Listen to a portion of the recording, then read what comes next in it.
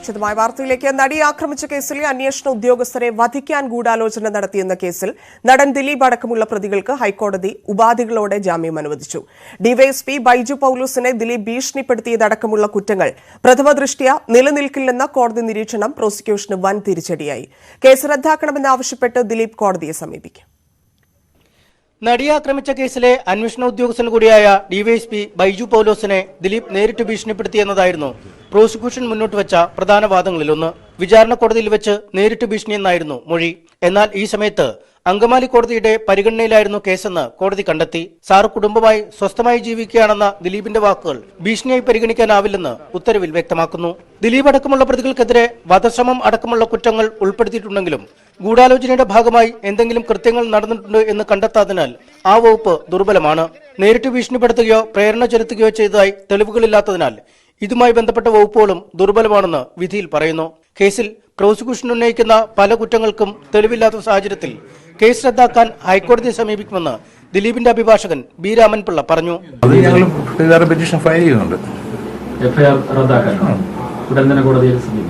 ഇതുകൊണ്ടല്ല അല്ല ഈ ബെയിലിന്റെ ഓർഡർ ഉണ്ടല്ല നേരെ തന്നെ സമീപിക്കാതിരുന്നത് അന്വേഷണത്തോട് നിസ്സഹകരണം, സാക്ഷികളെ സ്വാധീനിക്കൽ തുടങ്ങിയ സാഹചര്യങ്ങളിലാണ് മുൻകൂർ ജാമ്യം നിഷേധിക്കേണ്ടത്.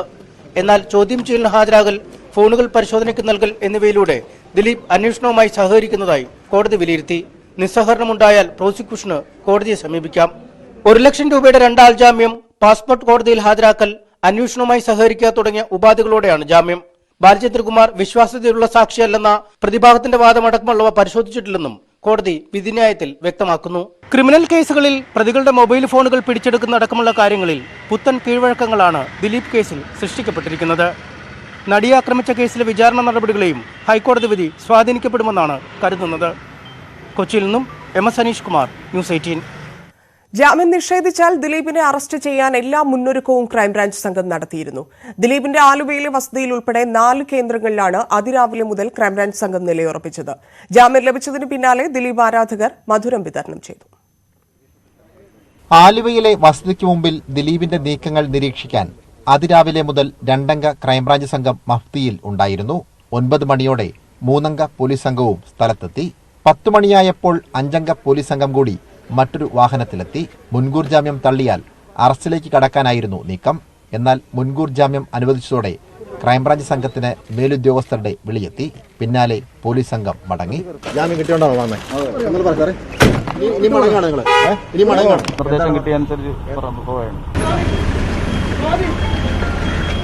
ഇതിനിടെ മധുര വിതരണവുമായി ദിലീപ് ആരാധകരുമെത്തി.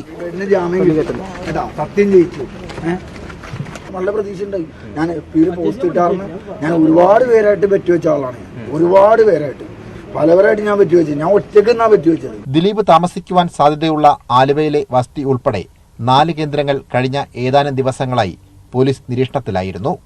ഒടുവിൽ ദിവസങ്ങൾ നീണ്ട നിരീക്ഷണ നടപടിക്രമങ്ങൾ പൂർത്തിയാക്കിയ ശേഷമാണ് ദിലീപിന് ജാമ്യം കിട്ടിയ വാർത്തയറിഞ്ഞ് ക്രൈംബ്രാഞ്ച് സംഘം ഇവിടെ നിന്നും മടങ്ങിയത്.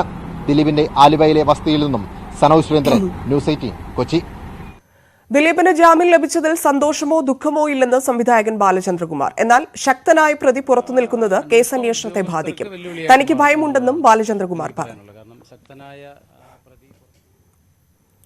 വധശ്രമ ഗൂഢാലോചന കേസിൽ ശബ്ദ പരിശോധനയ്ക്ക് നാളെ ഹാജരാകണമെന്ന് ദിലീപിനോട് ക്രൈംബ്രാഞ്ച്. കാക്കനാട് ചിത്രാഞ്ജലി സ്റ്റുഡിയോയിൽ 11 മണിക്ക് എത്തണമെന്നാണ് ആവശ്യപ്പെട്ടിരിക്കുന്നത്. ദിലീപിന്റെ സഹോദരൻ അനൂപ്, സഹോദരി ഭർത്താവ് സൂരജ് എന്നിവരോടും എത്തണമെന്ന് നിർദ്ദേശം നൽകിയിട്ടുണ്ട്. നടിയെ ആക്രമിച്ച കേസിലെ സംഘത്തെ അപായപ്പെടുത്താൻ ദിലീപ് അടക്കം ഗൂഢാലോചന നടത്തിയെന്നായിരുന്നു ബാലചന്ദ്രകുമാറിന്റെ മൊഴി. നടിയെ ആക്രമിച്ച കേസിൽ തുടരന്വേഷണം തടയണമെന്ന ദിലീപിന്റെ ഹർജിയിൽ നിലപാട് വ്യക്തമാക്കാൻ ഹൈക്കോടതി സർക്കാരിനോട് ആവശ്യപ്പെട്ടു. തുടരന്വേഷണ റിപ്പോർട്ട് റദ്ദാക്കണം, വിചാരണ ഉടൻ പൂർത്തിയാക്കണം എന്നീ ആവശ്യങ്ങൾ ഉന്നയിച്ചാണ് ദിലീപ് ഹൈക്കോടതിയെ സമീപിച്ചത്. വിചാരണയ്ക്ക് സമയം നീട്ടി നൽകി വിചാരണ കോടതി നടപടി നീതിയല്ലെന്നും ഹർജിയിൽ പറയുന്നു. ഹർജി സർക്കാരിന്റെ നിലപാട് അറിയിക്കുന്നതിനായി മാറ്റി. വിവാദമായ ലോകായുക്ത നിയമ ഭേദഗതി ഓർഡിനൻസിന് ഗവർണറുടെ അംഗീകാരം. ലോകായുക്ത വിധികളിൽ തീരുമാനമെടുക്കുന്നതിന് സർക്കാരിന് വിവേചനാധികാരം നൽകുന്ന ഭേദഗതിയിൽ ഗവർണർ ആരിഫ് മുഹമ്മദ് ഖാൻ ഒപ്പുവച്ചു. സർക്കാരും ഗവർണറും തമ്മിലുള്ള ഒത്തുകളിയാണ് നീക്കത്തിന് പിന്നിലെന്ന് പ്രതിപക്ഷം ആരോപിച്ചു. മുന്നണിയിൽ ചർച്ച ചെയ്യാതെ ഭേദഗതി കൊണ്ടുവരുന്നതിനെതിരെ CPIയും കടുത്ത നിലപാടിലാണ്. മുഖ്യമന്ത്രി പിണറായി വിജയനും ഗവർണർ ആരിഫ് മുഹമ്മദ് ഖാനും തമ്മിൽ ഇന്നലെ നടന്ന ചർച്ചയാണ് വഴിത്തിരിവായത്.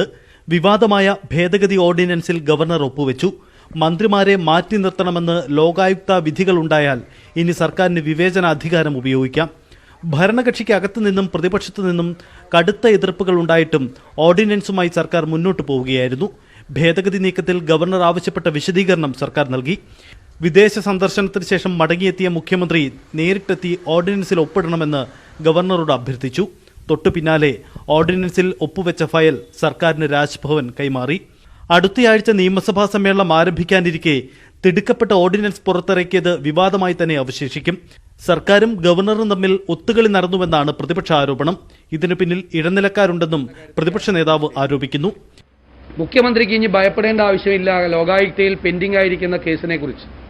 കാരണം ലോകായുക്ത കുരയ്ക്കുക മാത്രമേയുള്ളൂ, കടിക്കുകയില്ല എന്ന് മുഖ്യമന്ത്രി ഉറപ്പുവരുത്തി. ഈ ഓർഡിനൻസിൽ ഞങ്ങൾ നിയമപരമായി ഭരണഘടനാപരമായി ഉന്നയിച്ച എല്ലാ കാര്യങ്ങളിലും ഞങ്ങൾ ഉറച്ചു നിൽക്കുന്നു. ഞങ്ങൾ തീർച്ചയായിട്ടും ഈ ഓർഡിനൻസ് റദ്ദാക്കുന്നതിന് വേണ്ടിയിട്ടുള്ള നിയമപരമായ വഴികൾ തേടും. എതിർപ്പുകൾ മറികടന്ന് ഗവർണറെ ഒപ്പം നിർത്താനായത് സർക്കാരിന് നേട്ടമാണെങ്കിലും ഭരണകക്ഷിക്കകത്ത് തന്നെ ഉയർന്ന എതിർപ്പ് വെല്ലുവിളിയായി തുടരുന്നു. ഓർഡിനൻസിന് അടിയന്തര സാഹചര്യമില്ല എന്ന നിലപാടിൽ തന്നെയാണ് CPIയെ അനുനയിപ്പിക്കാനുള്ള CPM നീക്കം ഫലം കണ്ടിട്ടില്ല. ഓർഡിനൻസുമായി ബന്ധപ്പെട്ട് മന്ത്രിസഭാ യോഗത്തിൽ വീണ്ടും ചർച്ച നടക്കണമെന്നാണ് CPIയുടെ ആവശ്യം. അടിയന്തര സാഹചര്യം എന്ത് എന്ന ചോദ്യമാണ് ഉന്നയിച്ചത്. ആ ചോദ്യം ഇതുവരെ ആൻസർ ചെയ്യപ്പെട്ടിട്ടില്ല. ഇപ്പോഴും അടിയന്തര സാഹചര്യം ഞങ്ങൾക്ക് ബോധ്യമല്ല. ഇത് വീണ്ടും ക്യാബിനറ്റിൽ തന്നെ ചർച്ച ചെയ്യണം. അപ്പോൾ ഞങ്ങളുടെ അഭിപ്രായം ഞങ്ങൾക്ക് അവിടെ പറയാനുള്ള അവകാശമുണ്ട്. ഇതെല്ലാം ഓപ്പണായിട്ടുള്ള കാര്യങ്ങളാണ്. നിയമസഭാ സമ്മേളനം ചേരുന്നതിന് മുമ്പായി CPIയെ ഒപ്പം നിർത്താനുള്ള നീക്കങ്ങൾ മുന്നണി നേതൃത്വം നടത്തിയേക്കും. LDFനെ സംബന്ധിച്ചിടത്തോളം ഇത്തരം കാര്യങ്ങളിൽ LDFനകത്ത് പ്രത്യക്ഷത്തിൽ അഭിപ്രായ വ്യത്യാസങ്ങളില്ല. എന്തെങ്കിലും വിഷയം ഉണ്ടെങ്കിൽ തന്നെ അത് പരസ്പരം ചർച്ച ചെയ്യുന്ന രീതി ഇടതുപക്ഷ ജനാധിപത്യ മുന്നണിക്കകത്ത്. ഗവർണറെ അനുനയിപ്പിച്ച് ഓർഡിനൻസിന് അംഗീകാരം നേടിയെടുക്കാൻ കഴിഞ്ഞത് തീർച്ചയായും സർക്കാരിന് നേട്ടമാണ്. എന്നാൽ ഭരണകക്ഷിക്കകത്ത് തന്നെ നിലനിൽക്കുന്ന ഭിന്നത പുതിയ വെല്ലുവിളിയാണ്. ചർച്ചയ്ക്ക് പോലും പ്രസക്തി ഇനിയില്ല എന്ന നിലപാടെടുത്ത CPIയെ എങ്ങനെ അനുനയിപ്പിക്കുമെന്നതാണ് ചോദ്യം. ഒപ്പം പ്രതിപക്ഷവും കടുത്ത നിലപാടുകൾ തുടരുന്നു. സർക്കാരിന് മുന്നിൽ വെല്ലുവിളികൾ നിരവധിയുണ്ട്. തിരുവനന്തപുരത്തു നിന്നും TG Sajith, news 18. Silver line പദ്ധതി സർവേക്കെതിരെ ഹൈക്കോടതി. സർവേയുടെ ഉദ്ദേശം എന്താണെന്ന് മനസ്സിലാകുന്നില്ലെന്ന് ഹൈക്കോടതി. DPRൽ ശരിയായ സർവേ നടത്തിയില്ലെങ്കിൽ ഇപ്പോഴത്തെ സർവേ ആണെന്നും കോടതി ചോദിച്ചു. എന്നാൽ സമാനമായ ഹർജിയിൽ ഡിവിഷൻ ബെഞ്ചിൽ വിധി വരാനുണ്ടെന്നും എതിർ സത്യവാങ്മൂലം നൽകാൻ കൂടുതൽ സമയം വേണമെന്നും സർക്കാർ വാദിച്ചു. കേസ് മാറ്റിവെക്കണമെന്നും സിംഗിൾ ബെഞ്ചിനോട് സർക്കാർ ആവശ്യപ്പെട്ടു. എറണാകുളം പറവൂരിൽ ആത്മഹത്യ ചെയ്ത മത്സ്യത്തൊഴിലാളി സജീവന്റെ ഭൂമി ഒടുവിൽ തരം മാറ്റി നൽകി. എറണാകുളം ജില്ലാ കലക്ടർ സജീവന്റെ വീട്ടിൽ നേരിട്ടെത്തിയാണ് കുടുംബാംഗങ്ങൾക്ക് രേഖകൾ കൈമാറിയത്. ഉദ്യോഗസ്ഥരുടെ അനാസ്ഥയാണ് സജീവന്റെ മരണകാരണമെന്നാരോപിച്ച് നാട്ടുകാർ വാർഡ് മെമ്പറുടെ നേതൃത്വത്തിൽ കലക്ടർക്ക് മുന്നിൽ പ്രതിഷേധിച്ചു. 1 വർഷം സർക്കാർ ഓഫീസുകൾ കയറിയിറങ്ങിയിട്ടും 4 സെന്റ് ഭൂമി തരം മാറ്റി ലഭിക്കാത്തതിനെ തുടർന്നാണ് മാലിങ്കര സ്വദേശി സജീവൻ ആത്മഹത്യ ചെയ്തത്. 1 വർഷം കൊണ്ട് നടക്കാതിരുന്ന തരംമാറ്റൽ നടപടി സജീവന്റെ മരണത്തിന് പിന്നാലെ ഒറ്റ ദിവസം കൊണ്ടാണ് സാധ്യമായത്. കഴിഞ്ഞ ദിവസം സജീവന്റെ വീട്ടിലെത്തിയ റവന്യൂ മന്ത്രി എത്രയും വേഗം ഭൂമി തരം മാറ്റി നൽകുമെന്ന് വ്യക്തമാക്കിയിരുന്നു. ഇവരുടെ ഭൂമിയുമായി ബന്ധപ്പെട്ട അവകാശം യഥാർത്ഥത്തിൽ സൗജന്യമായി ലഭിക്കാവുന്നതാണ്. അത് ഇന്നലെ തന്നെ പരിശോധിച്ച് നാളേക്ക് അതിന്റെ രേഖ ഇവർക്ക് എത്തിച്ചു നൽകണം എന്ന് ഒഫീഷ്യലായിട്ട് പറഞ്ഞിട്ടുണ്ട്. പക്ഷെ ഇതിന്റെ പിന്നിലുള്ള എല്ലാ വിഷയങ്ങളും സമഗ്രമായ അന്വേഷണത്തിന് വിധേയമാക്കും. ഈ പ്രവർത്തനങ്ങളിൽ ഒരു പുതിയ SOP കൂടി കൊണ്ടുവരാൻ വേണ്ടി ഗവൺമെന്റ് ആലോചിക്കുന്നുണ്ട്. ചെറിയ എക്സ്റ്റന്റിലുള്ള ഭൂമികൾക്ക് ലൈഫ് ഉൾപ്പെടെയുള്ള പ്രശ്നങ്ങൾക്കും മറ്റ് സ്ഥിരീകരണത്തിനും വേണ്ടിയുള്ള ഭൂമികൾക്ക് പ്രത്യേകമായ പ്രാമുഖ്യം കൊടുത്തുകൊണ്ട് അതിവേഗം ഈ ഫയലുകൾ പരിഹരിക്കാൻ വേണ്ടിയിട്ടുള്ള ശ്രമത്തിലേക്ക് പോകും. മന്ത്രിയുടെ പ്രഖ്യാപനത്തിന് തൊട്ടടുത്ത ദിവസമാണ് ഭൂമി തരം മാറ്റിയതിന്റെ രേഖകൾ ജില്ലാ കലക്ടർ ജാഫർ മാലിക് കുടുംബാംഗങ്ങൾക്ക് കൈമാറിയത്. രേഖകൾ ഏറ്റുവാങ്ങുമ്പോൾ സജീവന്റെ ഭാര്യയും മക്കളും വിതുമ്പി. കലക്ടർക്ക് നേരെ വാർഡ് മെമ്പറുടെയും നാട്ടുകാരുടെയും നേതൃത്വത്തിൽ പ്രതിഷേധം അരങ്ങേറി. മരണശേഷം നീതി എന്നത് അംഗീകരിക്കാനാകില്ലെന്നും സമാനമായ പ്രശ്നങ്ങൾക്ക് വേഗത്തിൽ പരിഹാരം കാണണമെന്നും ആവശ്യപ്പെട്ടായിരുന്നു പ്രതിഷേധം. ന്യൂസ് 18 കൊച്ചി. അതിരപ്പള്ളി കണ്ടൻകുഴിയിൽ 5 വയസ്സുകാരിയെ കാട്ടാന ചവിട്ടിക്കൊന്നു. മാള പുത്തഞ്ചിറ സ്വദേശി അഗ്നിമിയയാണ് കൊല്ലപ്പെട്ടത്. കുട്ടിയുടെ പിതാവ് നിഖിലിനും ബന്ധുവിനും പരിക്കേറ്റു. ഇവരെ ചാലക്കുടിയിലെ ആശുപത്രിയിൽ പ്രവേശിപ്പിച്ചു. മുത്തശ്ശിയുടെ മരണാനന്തര ചടങ്ങിൽ പങ്കെടുത്ത് ബൈക്കിൽ മടങ്ങുമ്പോഴായിരുന്നു കാട്ടാന ആക്രമണം.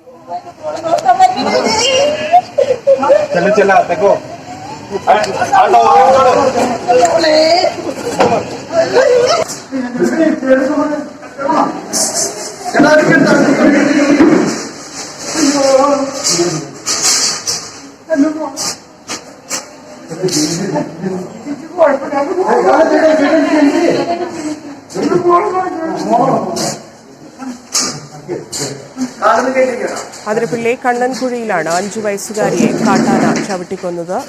മാള പുത്തൻചിറ സ്വദേശി അഗ്നിമിയയാണ് കൊല്ലപ്പെട്ടത്. കുട്ടിയുടെ പിതാവ് നിഖിലിനും ബന്ധുവിനും പരിക്കേറ്റിട്ടുണ്ട്. ഇവരെ ചാലക്കുടിയിലെ ആശുപത്രിയിൽ പ്രവേശിപ്പിച്ചിരിക്കുകയാണ്. മുത്തശ്ശിയുടെ മരണാനന്തര ചടങ്ങിൽ പങ്കെടുത്ത് ബൈക്കിൽ മടങ്ങുമ്പോഴായിരുന്നു കാട്ടാന ആക്രമിച്ചത്.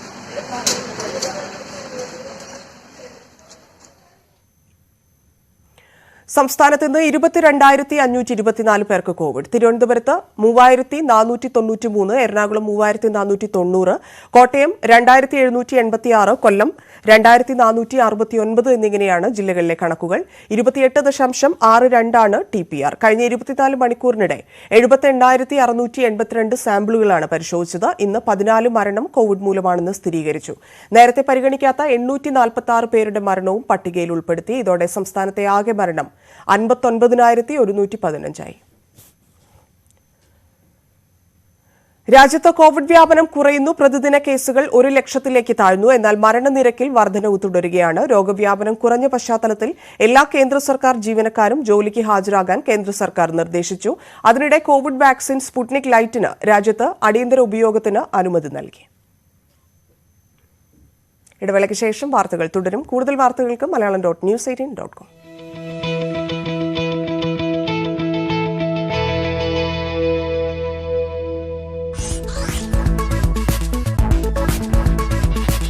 കോവിഡിന് ശേഷം പുതിയ ലോകക്രമം രൂപപ്പെട്ടതായി പ്രധാനമന്ത്രി. കോവിഡ് നിയന്ത്രണങ്ങളിൽ രാജ്യം ലോകത്തിന് മാതൃകയായി. എന്നാൽ കോവിഡ് മഹാമാരി കാലത്ത് കോൺഗ്രസ് വൃത്തികെട്ട രാഷ്ട്രീയം കളിക്കുകയാണ്. കോവിഡ് പരത്താനാണ് കോൺഗ്രസ് ശ്രമിച്ചത്.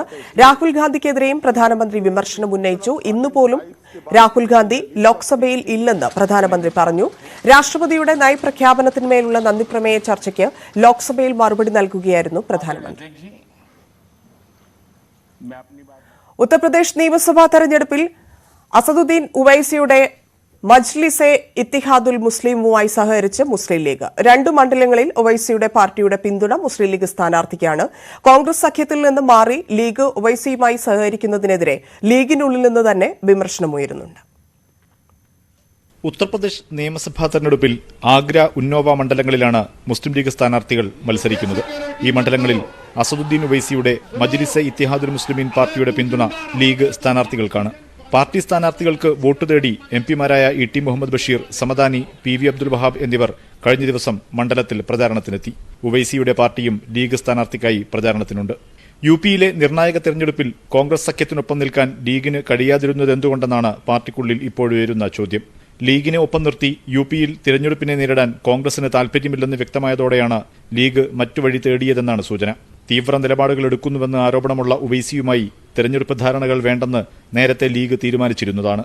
ഇത് മറികടന്ന് യു.പിയിൽ ധാരണയുണ്ടാക്കിയതിനെതിരെയും പാർട്ടിയിൽ വിമർശനമുയരുന്നുണ്ട്.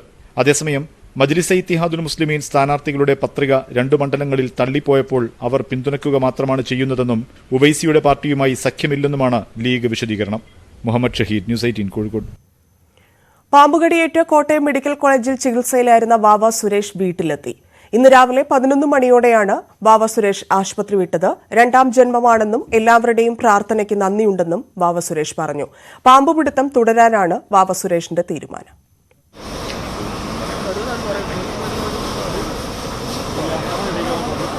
തന്നെ സ്നേഹിച്ച മുഴുവൻ പേർക്കും നന്ദി പറഞ്ഞാണ് വാവ സുരേഷ് തുടങ്ങിയത്. കേരളത്തിലെ ജനങ്ങൾ എനിക്ക് ഒരു എന്താ പറയുക, എല്ലായിടം പ്രാർത്ഥന ഫലം ചെയ്തു. അതുകൊണ്ട് തിരിച്ചു. വനം വകുപ്പിലെ ചില ഉദ്യോഗസ്ഥർ തനിക്കെതിരെ വ്യാജ പ്രചരണം നടത്തുകയാണ്. ഞാൻ 2006 ആണ് ആദ്യമായിട്ട് കേരള വനം വകുപ്പിന് പാമ്പിനെ പിടിക്കാനായിട്ട് ട്രെയിനിങ് കൊടുക്കുന്നത്. അന്നൊന്നും കേരളത്തിലെ മറ്റ് പാമ്പുപിടുത്തക്കാരെ ഞാൻ കണ്ടിട്ടില്ലായിരുന്നു. അവർ എന്താണ് എൻ്റെ പ്രത്യേകത എനിക്കറിയില്ല. ഇപ്പോൾ എനിക്കൊരു ക്യാമ്പയിൻ വനം വകുപ്പിൽ തന്നെ ഒരു ഓഫീസറുണ്ട്, അതിൻ്റെ പേര് പറയാൻ ഞാൻ ആഗ്രഹിക്കുന്നില്ല. അപ്പോൾ അദ്ദേഹത്തിന് ഇഷ്ടപ്പെട്ട കുറേ ആൾക്കാരെ വെച്ച് അദ്ദേഹം എനിക്ക് എന്നെ ഈ സ്ഥലത്ത് തന്നെ എന്നെ പാമ്പിനെ പിടിക്കാൻ വിളിക്കരുത് എന്ന് പല ആൾക്കാരെ വെച്ച് ഇങ്ങനെ കേരളത്തിൽ പല സ്ഥലത്തും പറയിപ്പിക്കുന്നുണ്ട്. വിളിക്കരുത് വാവാ സുരേഷിനെ വിളിക്കരുത്, വാവാ സുരേഷ് ഒരു ക്യാമ്പയിന്. വാവാ സുരേഷിന് CPM വീട് നിർമ്മിച്ചു നൽകുമെന്ന് മന്ത്രി VN വാസവൻ പറഞ്ഞു. വാവാ സുരേഷ് ഈ കിട്ടുന്ന പൈസയൊക്കെ അനാഥ മന്ദിരങ്ങൾക്ക് കൊടുക്കുന്നയാളാണ്. അദ്ദേഹത്തിന് സ്വന്തമായ ഒരു വീടില്ല.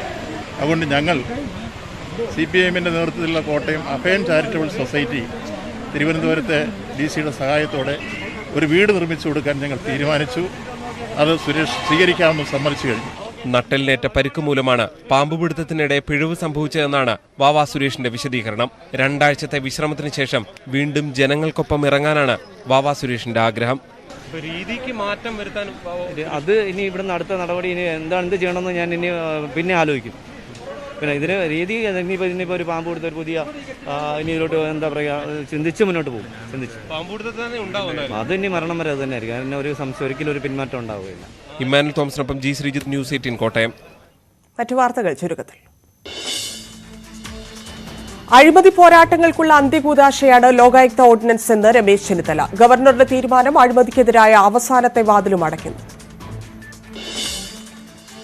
ലോകായുക്തയിൽ വർഷങ്ങൾ പുറകോട്ടു പോയെന്ന് PK കുഞ്ഞാലിക്കുട്ടി. ലോകായുക്തയെ ഉപദേശക സമിതിയാക്കി മാറ്റി. ഗവർണർക്ക് ഓർഡിനൻസിൽ ഒപ്പിടാൻ ഒരു സംശയവും ഉണ്ടാകാത്തതിൽ സഹതാപം മാത്രം.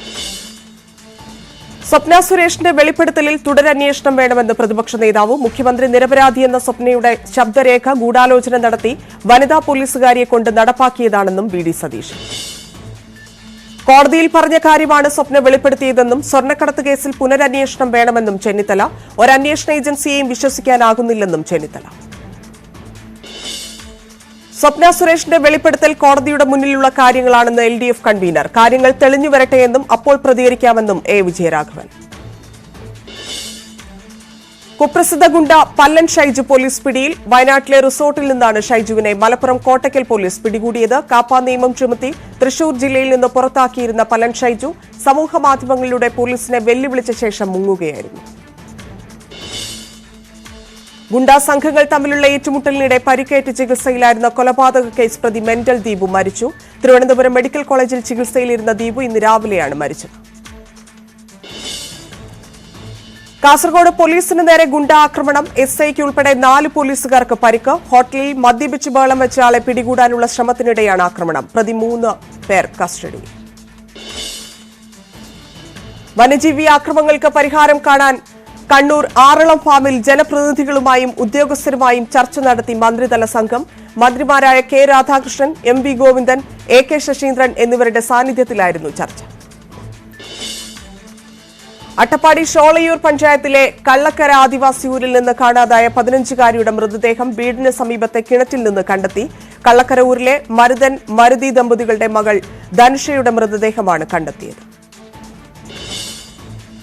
വടകര എടച്ചേരിയിൽ പാറക്കുളത്തിൽ 14-കാരൻ മുങ്ങി മരിച്ചു. കിഴക്കയിൽ സന്തോഷിന്റെ മകൻ അദ്വൈതാണ് മരിച്ചത്. മുങ്ങൽ വിദഗ്ധരും നാട്ടുകാരും ചേർന്ന് നടത്തിയ തെരച്ചിലിലാണ് മൃതദേഹം കണ്ടെത്തിയത്. കളമശ്ശേരിയിൽ തീപിടുത്തം. പ്ലാസ്റ്റിക് നിർമ്മാണ കമ്പനിയിലാണ് തീപിടുത്തമുണ്ടായത്. നോയിഡയിലെ 40 നിലകളുള്ള 2 കെട്ടിട സമുച്ചയങ്ങൾ 2 ആഴ്ചയ്ക്കകം പൊളിച്ചു നീക്കണമെന്ന് സുപ്രീം കോടതി. നോയിഡയിൽ സൂപ്പർടെക് കമ്പനി നിർമ്മിച്ച ഇരട്ട ഫ്ളാറ്റ് സമുച്ചയം പൊളിച്ചു മാറ്റണമെന്ന് നേരത്തെ സുപ്രീം കോടതി ഉത്തരവിട്ടിരുന്നു. പ്രൊഫസർ ശാന്തിശ്രീ ദുലിപ്പുടി പണ്ഡിറ്റ് ജവഹർലാൽ നെഹ്റു സർവകലാശാലയുടെ പുതിയ vice chancellor. JNU vice chancellor പദവിയിലെത്തുന്ന ആദ്യ വനിതയാണ് professor Santishree. Late night edition പൂർണ്ണമാവുന്നു. നമസ്കാരം.